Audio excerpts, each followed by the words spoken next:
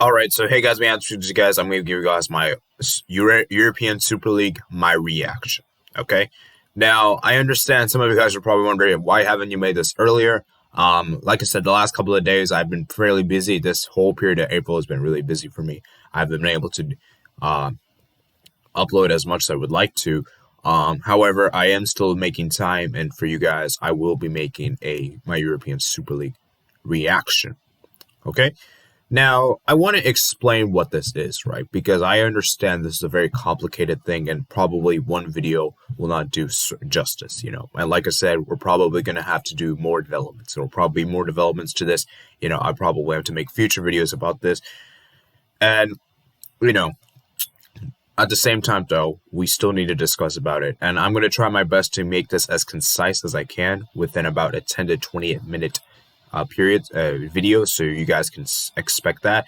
And yeah, guys, there could be a follow-up to this. So let's go ahead and look at what the Super League is and what it's all about, because I'm sure many of you guys already know what's about. And let me just go get rid of the ad in the side.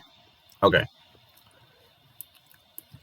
So it says right here, let's start with what is the Super League and what clubs are involved. So the European Super League is a new competition involving 20 clubs with 15 permanent ones calling the founding clubs and the 5 guest teams who will be selected for involvement each season based on results of their previous domestic season. Now, already, guys, this is already where... Actually, let me see that. There are 12 founding clubs, 6 from the Premier League, 3 from La Liga, and 3 from Serie A. Inter, Juventus, AC Milan, Real Madrid, Barcelona, Atletico Madrid, Arsenal, Chelsea, Liverpool, Manchester City, Manchester United, Tottenham.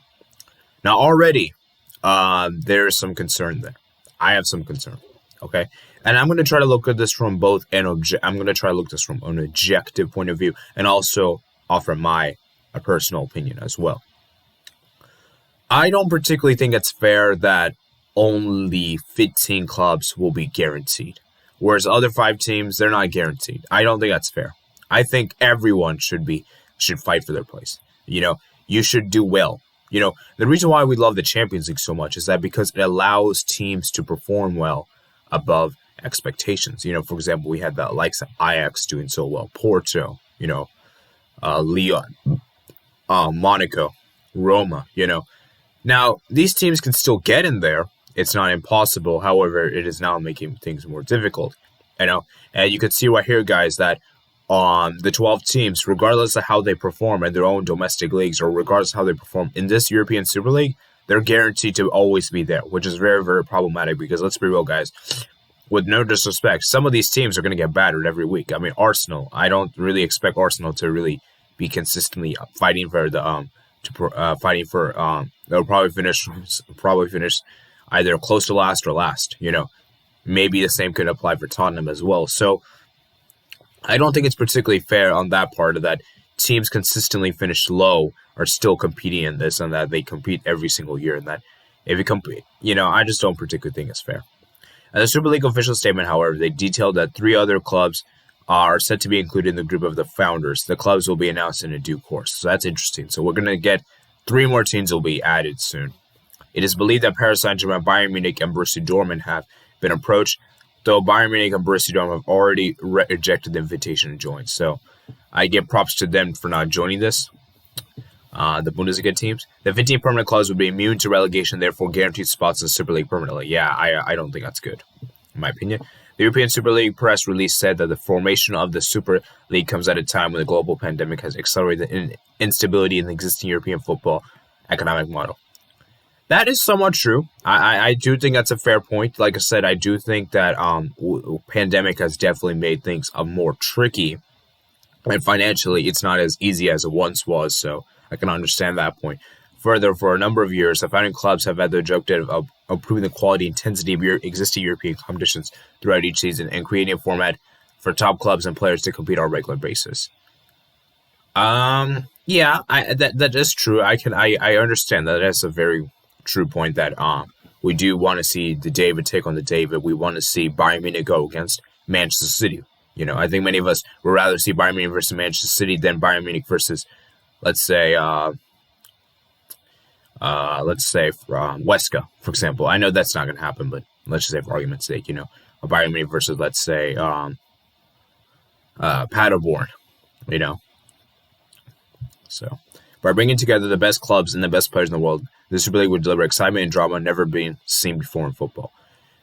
That is kind of true because let's be real, guys. The thing for me though is that the Champions League is already kind of doing this. The Champions League is already kind of doing this, and that it's already kind of doing this. Except we'll see that in the later stages.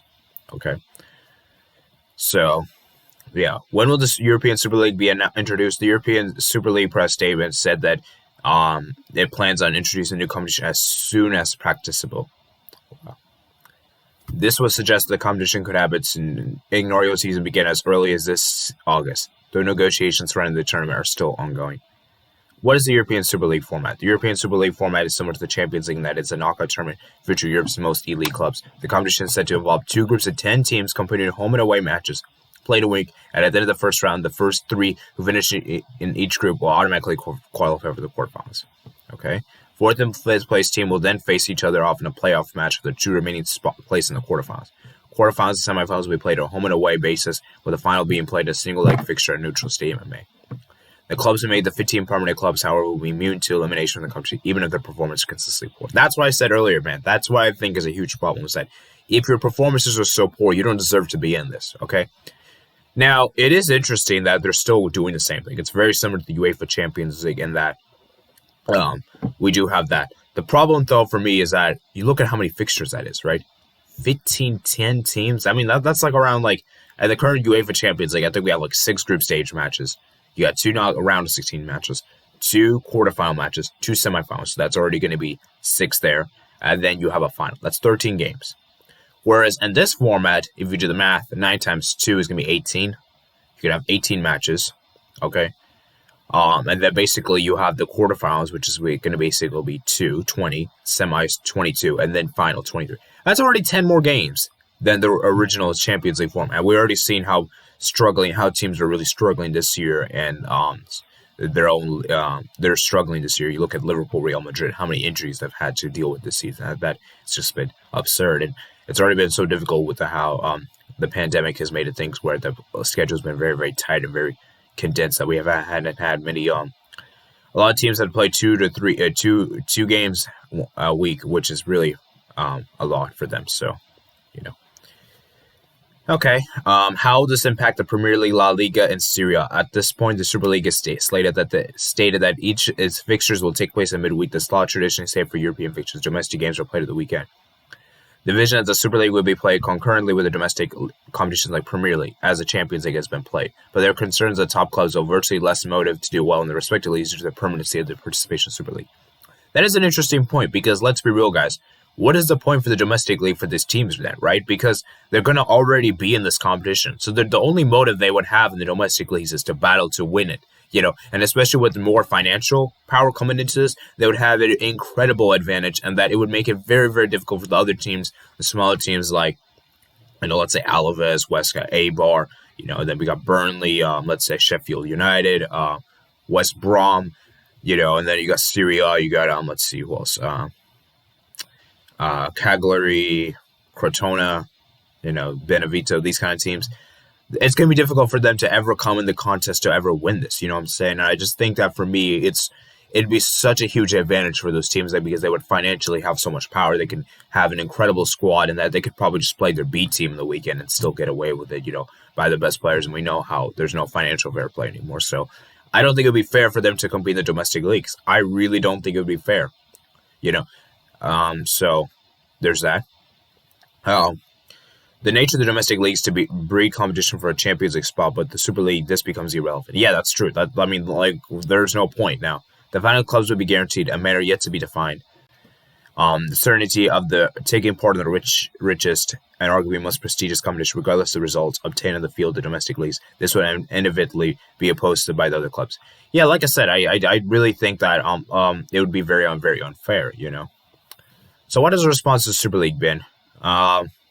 Yeah, it's been heavily criticized. It's been heavily criticized by prominent football figures, supporters like Gary Neville, leading to the fan sentiment. Okay. So as you can see, right, guys, a lot of people have been against this. I'm not going to read all that. Let's just go to the next part. Could UEFA really ban Super League players from international tournaments? And this is the interesting point. I want to also discuss this. An official UEFA statement rate will consider all measures available to us at all levels, both judicial and sporting, in order to prevent this happening. Football is based on an open competition sporting event. It cannot be any other way. As previously announced by FIFA and 6 other confederations, clubs will be banned from playing in any of the competitions at domestic, European, or world level, and these players will be denied the opportunity to represent national teams. I honestly think, for me, it's going to be very difficult for that to happen, because let's be real, guys. Without the top 6 teams in the Premier League is very different. They're not going to get a lot of people to watch, because many of those fans that watch the Premier League are from the top 6 teams. The revenue. Same goes for Serie A. Same goes for La Liga. How are they going to survive? In addition to that, we also look at the fact of I think they're doing this simply just to threat people, to give this to make people that, hey, you shouldn't join this. Because let's be real, guys, it's a very lucrative thing. And UEFA and FIFA are obviously against this. But as I said before, guys, I also believe it's somewhat their fault as well. Because like I said before, guys, they're really getting to this, and they didn't do anything about this earlier. And I saw I saw something on YouTube where I think it was a Shaka Hislop from ESPN. He said that they're so quick to judge the UEFA Super League, that they're so quick, and that they're going to do all these things. And then when racism happens, they do nothing. Which is absolutely true, So it goes to show you guys, and they even released a new Champions League format, which is almost very similar to this, which, is it discussed on here? Oh, it didn't discuss on there. I'll show you. Maybe we might show that. Maybe I might discuss in a future video. And that basically, they're doing a very similar thing to this. So, I don't really understand. They're not innocent. They're obviously not innocent here, and that they deserve blame as well. So, and we also look into the World Cup. How would that be different? With no Messi, with no Ronaldo, no Kevin De Bruyne, no Neymar, none of these players, the World Cup would be very, very different. In the Euros, Copa America will be very, very different. Okay? What is the lure of the Super League? That's a good question. Participants in the Super League will be granted lucrative, significant financial rewards if they're allowed to play with the most superior clubs in the world on a more regular basis, more so than the Champions League, through breaking up their national competition, forming a league where only the most elite players that are part of the Super League could possibly compete with the NFL, NBA, and benefit from huge television right deals. But yeah, as I say, guys, it's very similar to what America's been doing. A lot of NBA, NFL, this kind of stuff. I don't actually watch this kind of stuff, but I do know that they are very similar, and that they're basically trying to copy the American format, and that's very a lot of money involved. The Super League would effectively doom the Champions League, as UEFA's Premier Club country would be forced to, without their biggest side should break of the way tournament finally began. It could severely diminish the appeal romance of the Champions League, which has always been the most prestigious European domestic club competition. When asked, the UEFA Champions League would still exist without the Big 12 clubs. However, Seferin stated the answer is yes, of course. In Europe, there are many good clubs, many devoted fans, and we already have approved the changes for European club competition post-2004. We'll do it with or without them. Seferin as well, And something they didn't even mention in this article, and that I also think is very, very, very shady, let me just say this right now, is Florentino Perez. He is actually the chairman of this whole thing. And that basically, his own team, Real Madrid, is in this. That to me is very suspicious. Okay, let me just say it right now. It's very suspicious. And that seems very, very biased indeed. Not to mention, I think the Juventus chairman, Juventus board president, I think Manchester United, I think is Glazer, I want to say. Let me see this real quick. Let me see the staff thing, because they didn't mention that, so I want to show you guys. Yeah, let me go and see that real quick. So European Super League.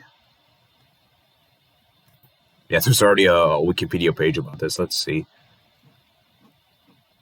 Yeah, there we go. So the vice chairman would be Angelini, chairman of Juventus. Joel Glazer, co-chairman of Manchester United. And Joe W. Henry, co-owner of Liverpool.